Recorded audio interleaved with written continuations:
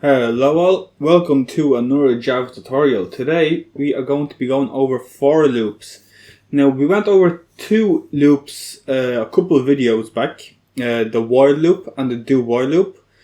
But now we're going to be going on to the third loop, the for loop. Now in the last video I went over arrays. So for loops are mostly used to loop through an array. So that's the example that we're going to be using in this video. But obviously for loops aren't just exclusive to arrays. They can be used for just a loop any block of code any number of times.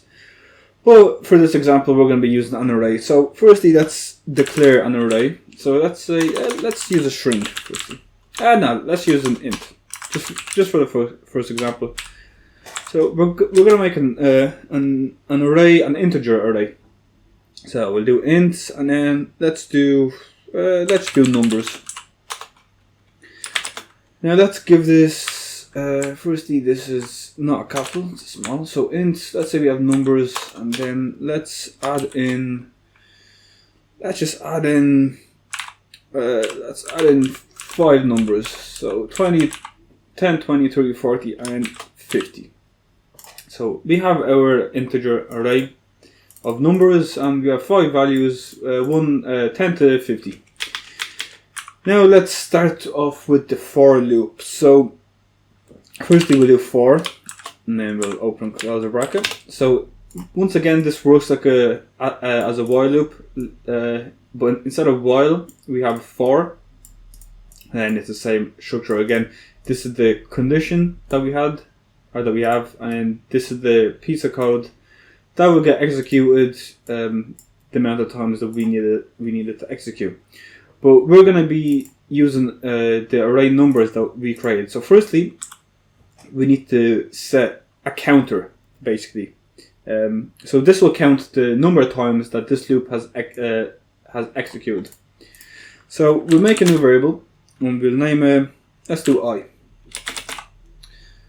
So here we have a counter that I'm just going to use I, and we set it to 0. We can set this to anything, but we want it to start at 0. And then we're going to do a semicolon, and then we're going to do a condition to tell the code how many times we want it to run.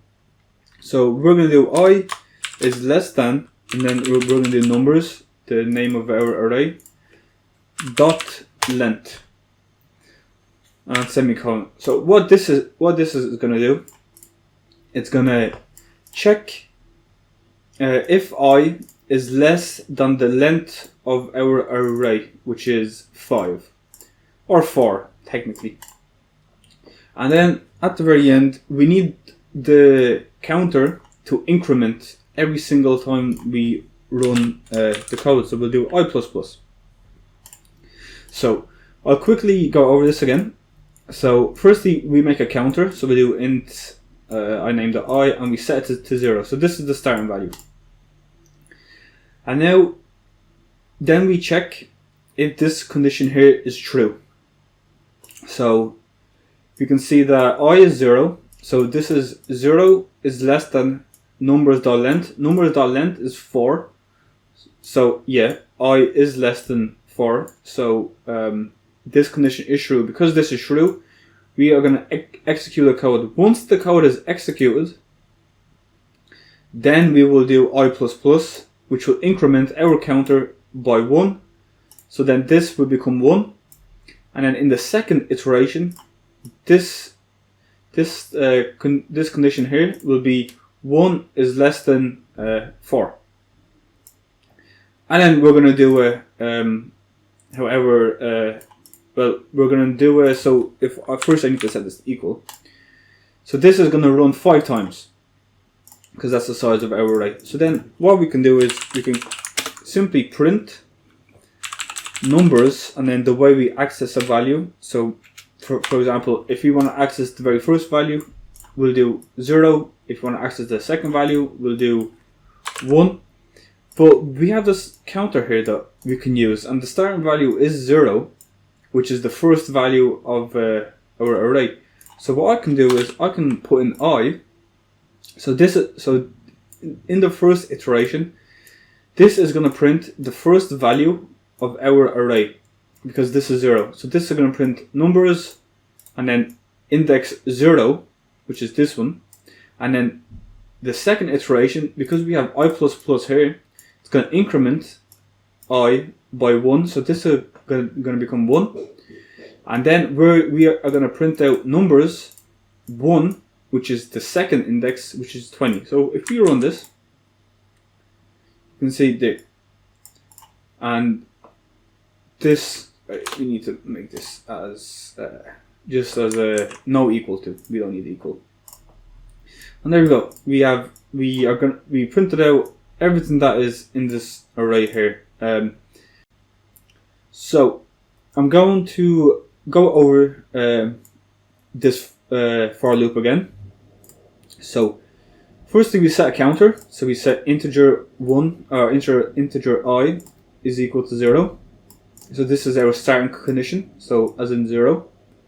So then we check if it's true. So if I is less than whatever value we have here. Here we have numbers length. So the length of this. And then how much we want to increment it. So we want to increment it by 1. So whenever the for loop is run, it will check if this condition here is true. If it is true, we will execute the code, and then once the code is executed, then we will increment whatever we have here. So it kind of works horizontally. We do this code first, and we don't touch this anymore. We focus on just these two. So then we check if this is true. If it's true, we execute the code, and then after the code is executed, we will increment by 1, and then we don't do this anymore. We leave this alone, and then we check if this is true again. If it is true, we do this code, and then we just loop it until this condition is no longer true. We can change this up. Let's say we have a string, and in the string we have in the string array, we have names, and let's just give a couple of names. Let's go with John. Let's go with Thomas, and then let's do another one. We'll do some like Lucy. That's a name. And then all we have to do is we gotta replace the names or the numbers that we were using for this array. We're gonna replace it with names, and then we want to print out the names as well. So if we run this now, we'll see we'll get printed. It'll print this out, all of these. So what this does is, if we have like a very long list, instead of writing out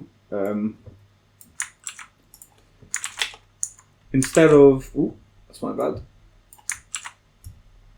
So instead of writing like the same piece of code over and over and over again, because like we can do this because it's only a size 3 array, but imagine if we have an array with like 100 values.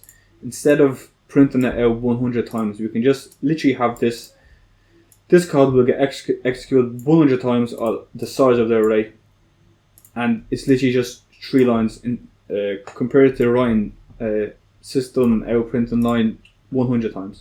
So that's how you use arrays in a for loop, and yeah, that's basically it. I hope you enjoyed.